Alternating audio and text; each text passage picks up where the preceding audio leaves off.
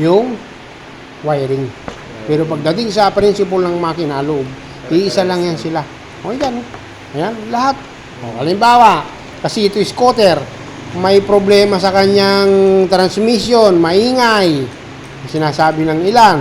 Ito, yan o, naririto lang din ang sagot. Ayan o, abnormal noise. Pwede daw yung kanyang ngipin, hindi na maayos ang kaya damage na ang kanyang bearing. Pag oil leak naman daw, ayan, sobrang lagay ng langis. Pwede naman yung oil seal damage. Pag hindi, umaandar siya pero hindi tumatakbo, naririto rin na yan. Oh. Dito ka lang titingin. Lahat.